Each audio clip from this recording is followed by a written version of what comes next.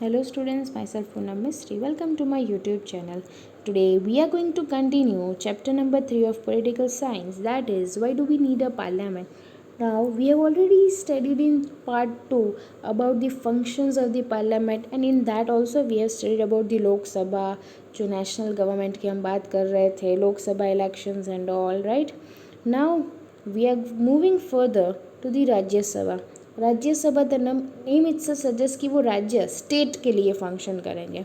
It functions primary as the representative of the states of India in the parliament. Rajya Sabha जो है can also initiate legislation and the bill is required to pass through the Rajya Sabha in order to become a law. कोई भी law जो है, कोई भी नया law जो है, वो लॉ बनने के पहले राज्यसभा का अप्रूवल नेसेसरी है. It therefore has an important role of reviewing and altering.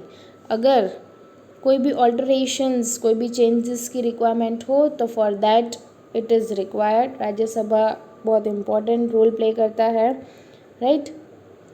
So a bill is required to pass through Rajya Sabha in order to become a law. law बनाने के लिए bill is required to pass.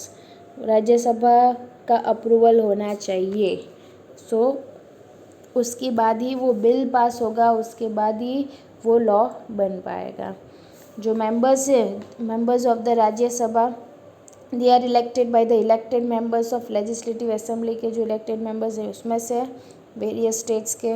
There are 233 elected members plus 12 members nominated by the president of India. So 233 elected members and 12 members जो nominate हुए by the president. Now next is to control, guide and inform the government. उसके बारे में हम पढ़ने वाले हैं. The parliament begins with a question hour. parliament जो start होता question hour होता है उसमें कि जहाँ पे पीपल को कोई भी क्वेरीज हो तो वहाँ पे वो क्वेश्चन पूछ सकते हैं. Question hour is an important mechanism through which MP जो है उनको इन्फॉर्मेशन मिल सकते. मीन्स यहाँ पे लिखा है एमपीज कैन एलिसिट, मतलब they can gather information about the working of the government. By asking questions the government is alert to shortcomings. Questions पूछने के बाद पता चलता है उनको. The government also comes to know about the opinion of the people through their representatives. मतलब MP सामने होंगे और सामने वो गवर्नमेंट के पीपल्स जो होंगे वो. So through MPs generally representatives ही है. पीपल को कोई भी प्रॉब्लम होगी तो वो रिप्रेजेंटेटिव्स के पास जाएगा. रिप्रेजेंटेटिव्स जो है they will put their views in front of them so that government will come to know कि actually what people are thinking and what we should do now. Government also comes to know the opinion उनके representatives के through in all matters dealing with finance. हो parliament approval is crucial, बहुत necessary है. अगर finance related कुछ भी करना है, कुछ भी चेंजेस लाना है तो उसमें सब में जो पार्लियामेंट है उसका अप्रूवल होना चाहिए. Then only it will be passed, right. Then opposition parties, yes, opposition parties also play a crucial role in the healthy functioning of democracy. क्यों पता है? जब क्वेश्चन आर होगा ना तो मेजॉरिटी गवर्नमेंट वाली जो होगी, जो गवर्नमेंट फॉर्म कर लिया है वो पार्टी तो बैठी होगी, लेकिन अपोजिशन पार्टी भी होगी. तो वहाँ पे उसका काम क्या होगा कि कोई भी नुक्स होंगे ना तो वो निकालेंगे कि नहीं नहीं ऐसा काम बराबर नहीं हो, ये काम बराबर नहीं. तो उससे भी डेमोक्रेसी का फंक्शनिंग अच्छा हो जाएगा. So that we can improve on that matter also. They highlight drawbacks, वो लोग ड्रॉबैक्स ही हाईलाइट करते हैं कि ये काम बराबर नहीं किया of the government. And they mobilise popular supports कि हाँ उनसे वो लोग क्यों ऐसा करते, so that they can gain popular support from the people. That's why they do this. फिर government gets valuable feedback also and is kept on its toes by the questions asked by the MPs की. Yes, उनको feedback भी मिलता है, वो ध्यान भी रखते हैं. In addition to that in all matters dealing with finance के जो है पार्लियामेंट अप्रूवल जो है वो क्रूशियल है. This is one of the several ways in which parliament controls, guides and informs the government. This is the several way. The MPs जो है they are the representatives of the people और उनका सबसे ज़्यादा role है in controlling, guiding and informing parliament. And this is the key aspect of the functioning of Indian democracy कि MP जो है उनका हम बोल सकते कि मेन रोल जो है, they play a main role. Then third जो है important, that is law making. Law making is a significant function of parliament. लेकिन उसके बारे में हम अभी डिटेल में नहीं पढ़ने वाले, इसलिए सिर्फ यहाँ पे एक ही सेंटेंस दिया है कि लॉ मेकिंग जो है वो भी एक सिग्निफिकेंट फंक्शन, वो भी बहुत इंपॉर्टेंट फंक्शन है पार्लियामेंट का, लॉ बनाना जो है वो. But about this we are going to study in detail in the next chapter, so it's better to discuss in detail in the next chapter only about this topic. Okay, let's continue ahead. Now who are the people in the parliament? Parliament में कौन है people? Now parliament has more and more people from different backgrounds that we already know.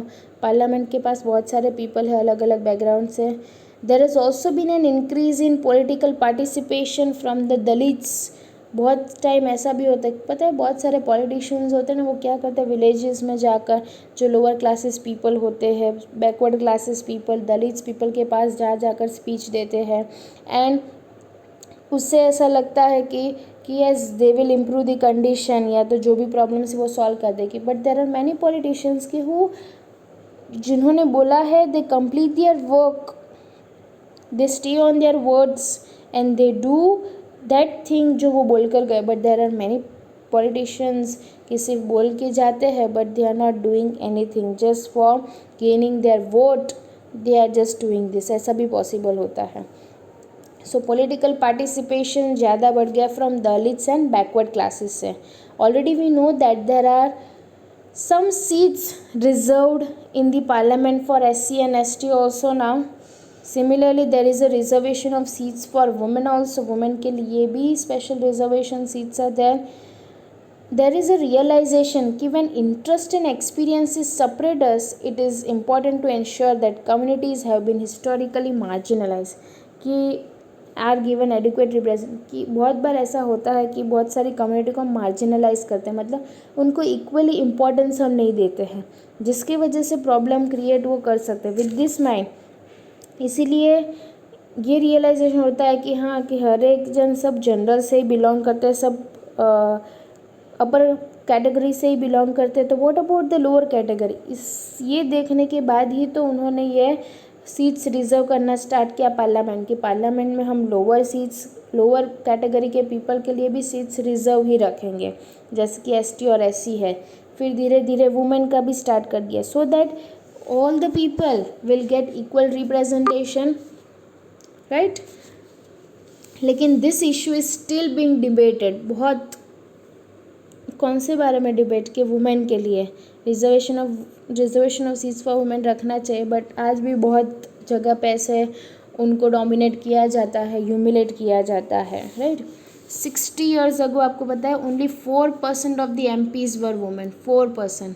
But today it is just about 9%. आज that book is also not updated, so हम बोल सकते हैं कि 10 to 15% women जो है वो लोग अभी भी सीट्स उनके लिए सीट्स रिजर्व करके रखी है.